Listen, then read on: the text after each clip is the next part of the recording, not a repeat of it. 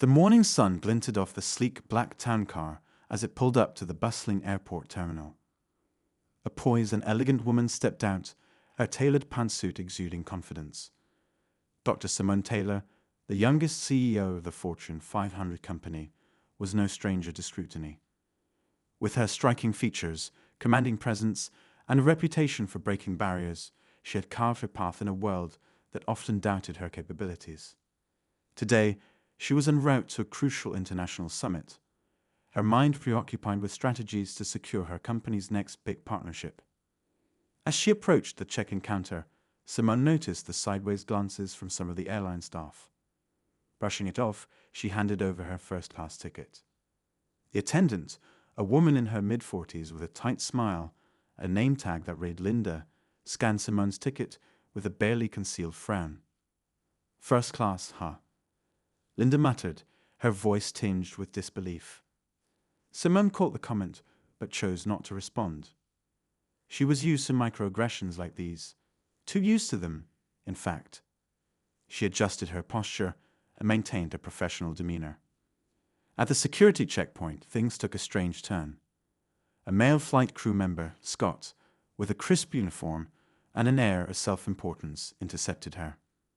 "Ma'am, we'll need to check your bag again," he said, his tone unnecessarily firm. Simone raised an eyebrow but complied, knowing better than to make a scene. Yet, as her belongings were scrutinized with unnecessary vigor, she couldn't help but notice other passengers, primarily white, passing through without issue. By the time she reached the boarding gate, the atmosphere had shifted. Whispers and lingering gazes from the flight crew made her uneasy. As she handed her boarding pass to the gate agent, another comment landed in her earshot. "Must be a mistake. There's no way someone like her can afford this seat." Simone froze momentarily, then continued walking, her expression unreadable. Inside the aircraft, the hostility became more overt. Linda reappeared, her demeanor issier than before. "Excuse me, ma'am, but there seems to be an issue with your seat." "Could you step aside for a moment?" she asked, her voice loud enough to draw attention. Passengers turned their heads, their curiosity morphing into judgmental stares. Simone felt a familiar heat rise in her chest, but stayed calm. She stepped into the aisle, allowing the flight attendant to double-check her ticket. Simone's composure only seemed to irritate Linda further. "I'm afraid this seat isn't available for you. It's reserved for first-class passengers," she said, her words dripping with condescension. "I am a first-class passenger," Simone replied, her voice steady yet firm. Scott joined the scene, shaking his head as if dealing with a troublesome child. "We might need to confirm this with management," he said, summoning another crew member. The delay stretched, with Simone forced to stand awkwardly as other passengers whispered and snickered. Finally, Linda smirked and said, "Perhaps we can move you to the back of the plane until we sort this out." Simone's jaw tightened. The implication was clear, and the humiliation was unbearable. Yet, her resolve only hardened. She had fought through far worse in her life to let a few prejudiced individuals shake her. Taking a slow breath, she stepped forward. "I'll wait right here while you sort it out," she said, locking eyes with Linda. The flight attendant hesitated, clearly unprepared for Simone's unwavering gaze. Behind her, Simone noticed a young girl watching intently, her wide eyes filled with curiosity. She realized then that this moment wasn't just about her. It was about setting an example. Simone straightened her shoulders and held her ground, silently daring them to continue. The plane was now buzzing with quiet chatter. Simone knew she had an audience, but what the flight crew didn't know was that she wasn't just a CEO. She was a force to be reckoned with. And they were about to find out just how wrong they were to underestimate her. The murmurs among the passengers grew louder, some confused, others clearly entertained by the unfolding scene. Simone remained in the aisle, her calm demeanor unshaken. She knew every second she stood there was an attempt by the flight crew to unnerve her, to make her feel small. But Simone was a woman who had spent her life overcoming precisely this kind of adversity. She wasn't about to give them the satisfaction. Behind her, a man in business casual leaned over to his companion, and whispered something that made them both chuckle. Simone's ears burned, but she kept her focus on Linda and Scott, who were now huddled together near the front of the plane, speaking in hushed tones. Occasionally they glanced back at her, their expressions unreadable. Simone's grip on her carry-on tightened. Her instincts told her this wasn't just about her ticket. A flight attendant approached from the rear of the plane. This one, a younger woman with kind eyes, looked hesitant. She leaned in close to Linda and Scott, clearly uncomfortable with whatever was being discussed. Simone caught a snippet of their conversation, something about just letting it go. Before, Linda silenced the younger woman with a curt wave of her hand. The younger attendant glanced apologetically at Simone before retreating, clearly unwilling to challenge her colleagues further. Simone's mind began to race. She thought about the countless times she had faced this kind of quiet discrimination in boardrooms, at networking events, and even in her early days climbing the corporate ladder. She had always managed to stay composed, to rise above it, but this felt different. This was public. This was humiliation designed to strip her of her dignity in front of strangers. Her thoughts were interrupted by Scott's return. He carried a forced smile that didn't reach his eyes. "Miss Taylor," he said, emphasizing her name as though it were unfamiliar on his tongue. "We've spoken to the captain, and will need a few more moments to verify your seat assignment. In the meantime, it might be more comfortable for you to step into the galley." Simone's lips curled into a faint smile. "I'll be comfortable right here, thank you." Scott blinked, clearly not expecting her refusal. "Well, it's a bit crowded here in the aisle. We wouldn't want to cause any inconvenience to our other passengers." Simone raised an eyebrow. "It seems the inconvenience is yours, not mine. I'll stay right here until you sort this out." Her response was met with a few chuckles from nearby passengers, and Scott's ears turned pink. Linda, who had been watching from a distance, frowned and marched over. "We're trying to resolve this issue as quickly as possible, ma'am," she said, her voice now devoid of any pretense of politeness. "Your cooperation would be appreciated." Simone met Linda's glare with an unwavering gaze. "And I'm sure you'll find that my ticket is perfectly valid," she replied smoothly. "So until then, I'll wait right here." The tension was palpable. Simone could feel the weight of every pair of eyes on her, some sympathetic, others amused. She noticed an older woman in the row nearest to her give her a small nod of encouragement. It was a simple gesture, but it gave Simone a spark of reassurance. As the crew scrambled to investigate further, Simone let her mind wander back to the countless obstacles she had overcome to reach this point in her life. Born and raised in a small town in Georgia, she had grown up watching her parents work tirelessly to provide a better life for her and her siblings. Her father, a school principal, had instilled in her the value of education, while her mother, a nurse, had taught her the importance of compassion and resilience. Simone had excelled in school, earning a full scholarship to an Ivy League university where she studied business administration. She remembered how she often found herself as the only black woman in the room, constantly having to prove her worth. But she thrived in that pressure, graduating at the top of her class and eventually launching her career in the corporate world. Over the years, she had shattered glass ceilings, earning her place as one of the most respected leaders in her industry. Her success, however, had not come without sacrifices. Simone often felt the weight of being a trailblazer, the constant pressure to perform, to represent, to be flawless. And yet, she had never allowed herself to forget where she came from or the people who had supported her journey. It was this strength that now kept her standing tall in the aisle of the airplane, refusing to be bullied by a pair of flight attendants who had clearly underestimated her resolve. Scott and Linda returned once more, this time accompanied by the captain. The older man, with graying hair and a weathered face, seemed more measured in his approach. "Miss Taylor," he began, his tone professional, "I've reviewed your ticket, and it appears to be in order. I apologize for the confusion earlier." Simone raised an eyebrow, but said nothing, waiting for the inevitable but she knew was coming. However, the captain continued, glancing uncomfortably at Linda and Scott. "It seems there was some concern about your eligibility for certain privileges associated with first-class seating. We'd like to address this matter discreetly." Simone's lips tightened. She could feel the frustration bubbling inside her, but she refused to let it show. "Eligibility?" she repeated, her voice calm but sharp. "I wasn't aware that first-class seating came with eligibility criteria beyond purchasing a ticket." The captain cleared his throat. "Of course, you're correct, ma'am. This is simply a misunderstanding. If you'll allow us a moment, we'll make sure everything is resolved." Simone glanced at Linda, who was now glaring at her with barely concealed hostility. It was clear that this misunderstanding wasn't about her ticket or her eligibility. It was about something much deeper. And Simone wasn't about to let it slide. "Take all the time you need," she said, her voice steady. "But I'll be sitting in my assigned seat while you do."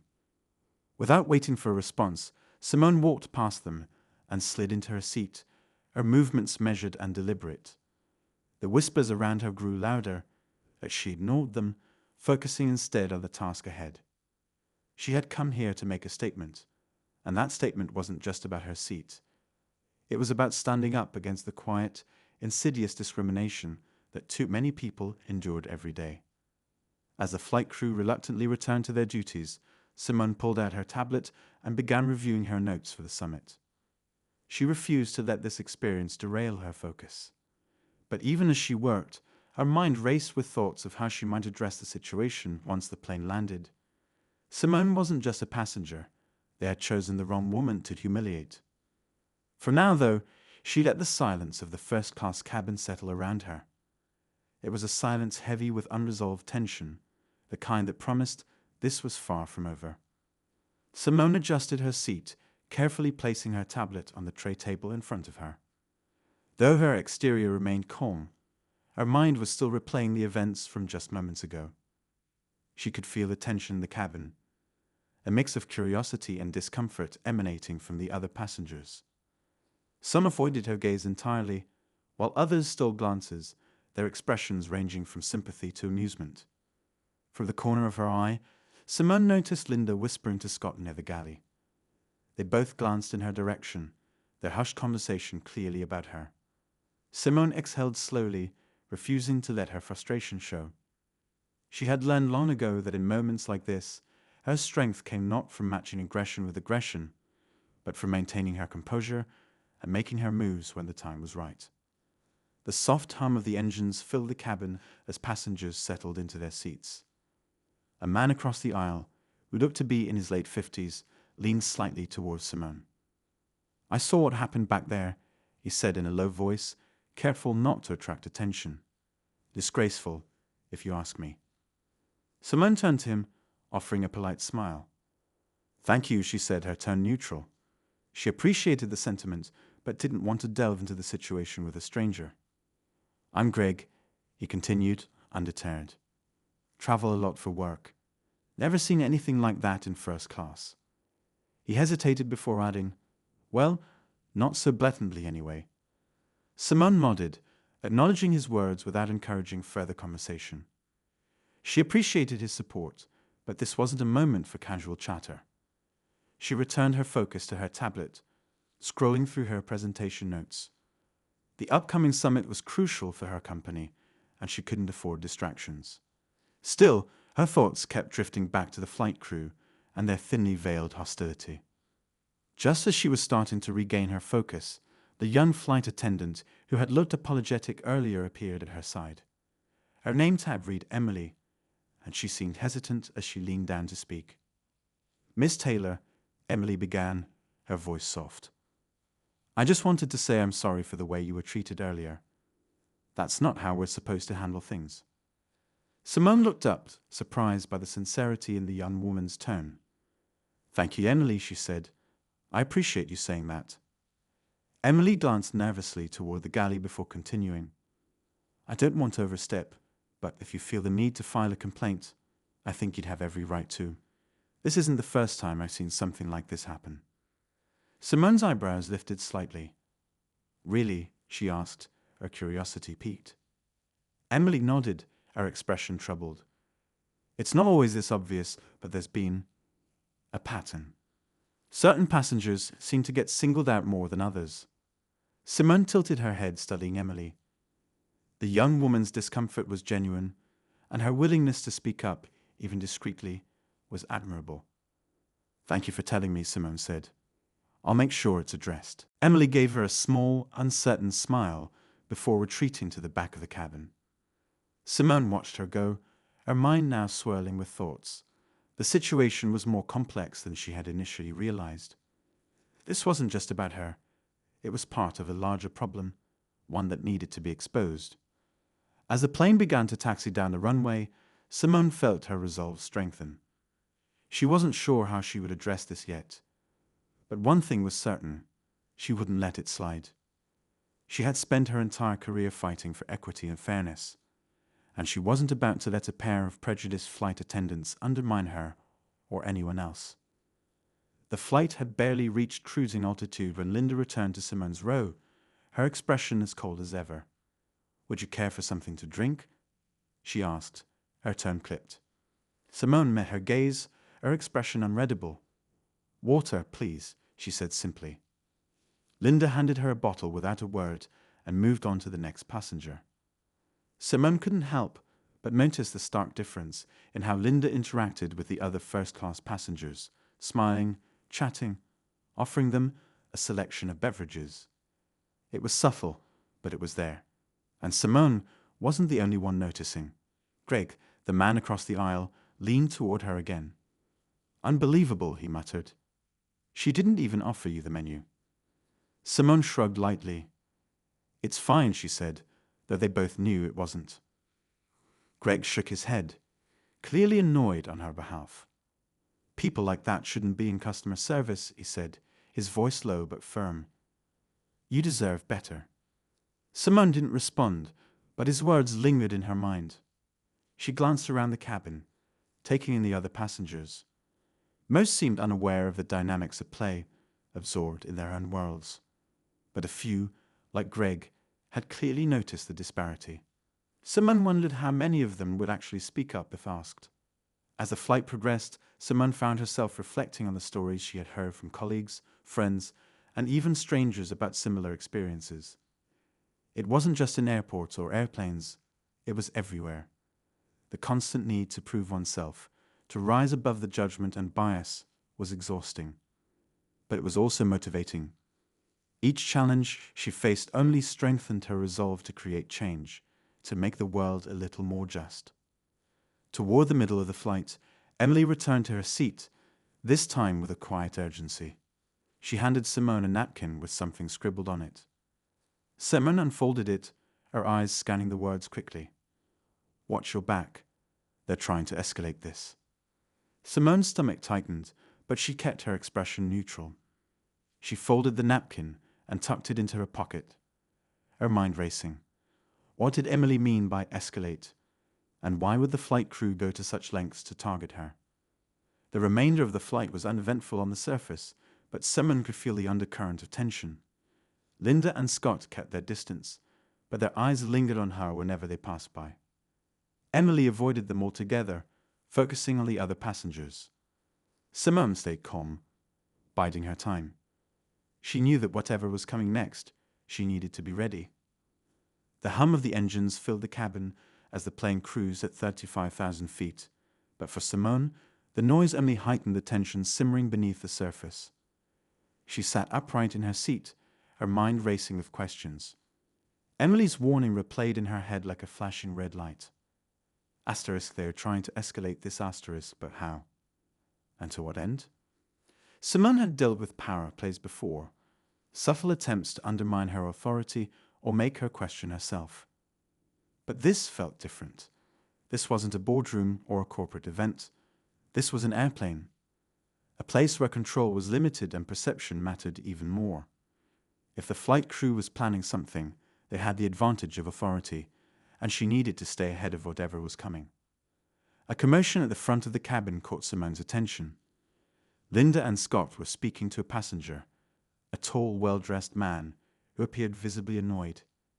His sharp gestures and raised voice suggested some sort of disagreement, though Simone couldn't make out the words. She tried to focus on her notes, but her gaze kept drifting back to the interaction. Moments later, Linda returned to the first-class cabin, her expression tight. She stopped beside Simone's seat, her tone clipped. "Miss Taylor, the captain has requested to speak with you." Simone's heart skipped a beat, but her face betrayed nothing. "Is there an issue?" she asked evenly, looking up at Linda. Linda didn't answer, her tight-lipped expression suggesting she had no intention of explaining. Simone felt every pair of eyes in the cabin on her as she stood, her movements deliberate. She followed Linda toward the front of the plane, her heels clicking softly against the carpeted floor. As they reached the galley, Simone caught a glimpse of Scott leaning against the wall, his arms crossed. His smirk was faint but unmistakable. The captain, a tall man with a neatly pressed uniform, greeted her with a stiff nod. "Miss Taylor," he began, his tone measured. "There's been a complaint from one of our passengers." Simone's brow furrowed. "A complaint? About me?" "Yes," the captain confirmed, his gaze steady but unreadable. "A passenger claims that your behavior has been disruptive. I've been asked to assess the situation and determine the best course of action." Simone stared at him, stunned for a moment. Disruptive. The accusation was absurd, but the implications were serious.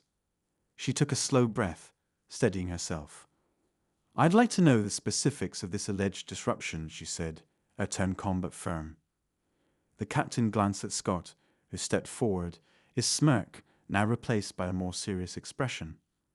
"Several passengers have expressed concern," Scott said smoothly. "Your refusal to comply earlier caused a delay during boarding, and some feel that your presence has created an uncomfortable atmosphere." Simone's stomach turned. It was clear now. This was a calculated move, an attempt to paint her as the problem. She opened her mouth to respond, but before she could speak, another voice cut through the tension. "That's ridiculous." Simone turned to see Greg, the man from across the aisle, standing at the curtains separating the first-class cabin from the galley. His face was set in a determined expression as he stepped forward. "I've been sitting next to Miss Taylor this entire flight, and I can assure you she's done nothing disruptive. If anything, it's your staff that's been out of line." The captain's eyes narrowed slightly, and Linda's face flushed with irritation. Scott, however, seemed unfazed, his smirk returning. "Sir, we appreciate your input, but this is a matter for the crew to handle," Scott said, his tone dismissive. Greg crossed his arms. "And I appreciate that you have a job to do, but I won't stand by and let you railroad an innocent passenger." Simone felt a surge of gratitude for Greg's intervention, but the situation was far from resolved. The captain held up a hand, signaling for Greg to step back.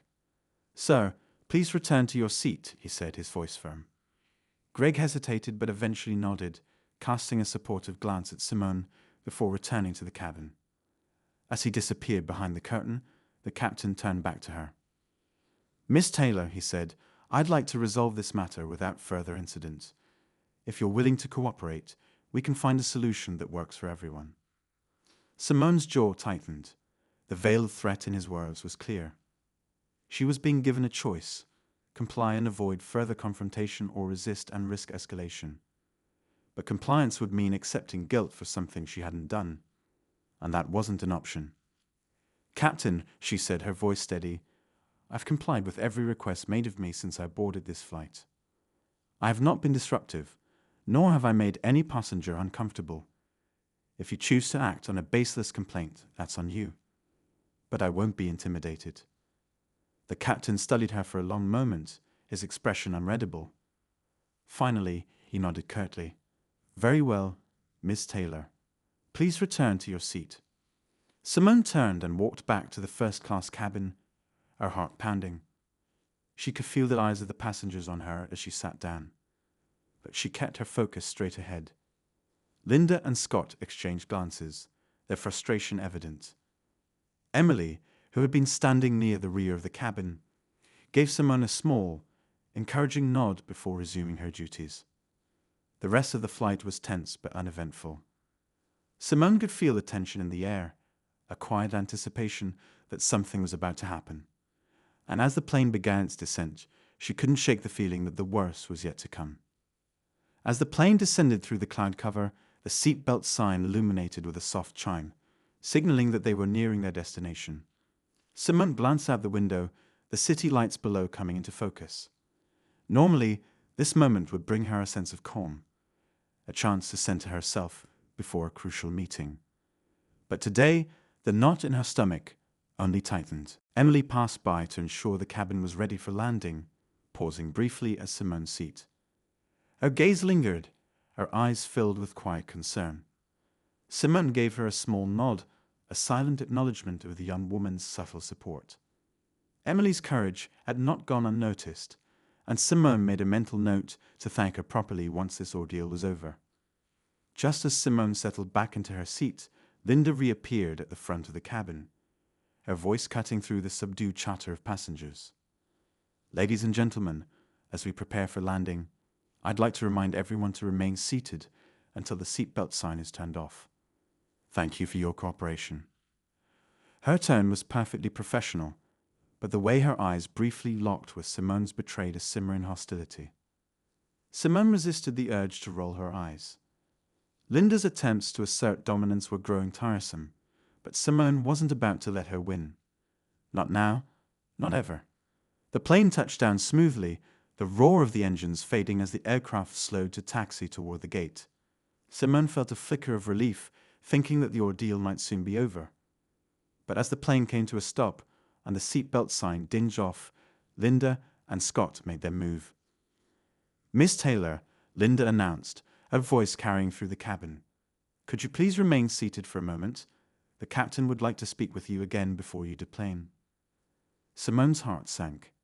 She glanced around, noting the confused and curious expressions of the other passengers. Greg, still seated across the aisle, shot her a concerned look but said nothing.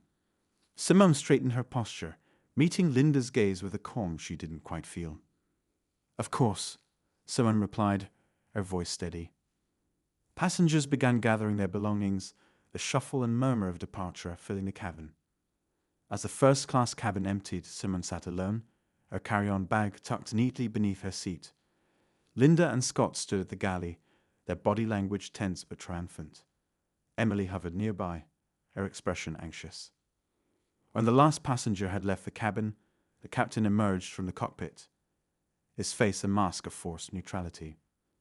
Behind him stood two airport security officers, their presence immediately setting Simone on edge. "Miss Taylor," the captain began, his tone formal. "These officers would like to have a word with you regarding a situation that occurred during the flight." Simone's pulse quickened, but she kept her face impassive. "I see," she said, standing slowly. "And what situation would that be?" One of the officers, a tall man with a no-nonsense demeanor, stepped forward. "We've received a report that you are acting aggressively toward the flight crew. We'd like to ask you a few questions." Simone blinked, stunned by the audacity of the accusation. "Aggressive," she repeated, her voice calm, but edged with disbelief. "That's simply not true." The officer nodded, his expression unreadable. "We'd still like to hear your side of the story." Simone glanced at Linda and Scott, who stood off to the side, their expressions carefully neutral but laced with smug satisfaction. It was clear now they had orchestrated this. Their accusations were an attempt to discredit her, to humiliate her further. But Simone wasn't about to let them succeed. "Of course," Simone said, her voice steady. "I'm happy to cooperate."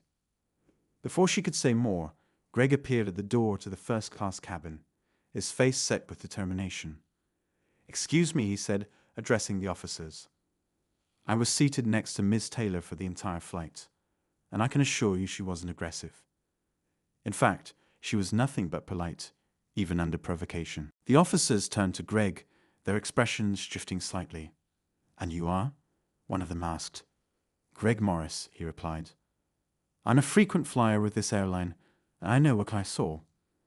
This woman is being targeted unfairly." Simone felt a surge of gratitude, but before she could thank Greg, another voice chimed in. "He's right." Emily stepped forward, her hands clasped tightly in front of her. Miss Taylor didn't do anything wrong. If anything, she's been treated unfairly by certain members of the crew. Linda's eyes widened, and Scott's smirk faltered for the first time. The captain frowned, clearly caught off guard by the support Simone was receiving. The officers exchanged glances, their initial confidence wavering. "I think it's only fair," Greg continued, "that we review any evidence before making assumptions. Surely the security footage from boarding or even passenger testimonials would provide clarity."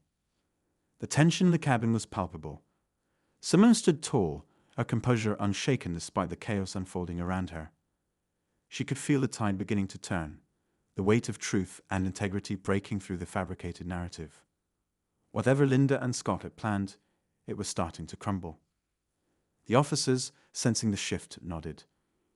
"We'll need to review the situation further," one of them said. "For now, Miss Taylor, you're free to deplane." Simone inclined her head, a small smile tugging at her lips. "Thank you," she said, her voice calm but resolute. As she walked past Linda and Scott, she met their stunned gazes with a quiet confidence. The battle wasn't over, but for the first time, it felt like the odds were in her favor.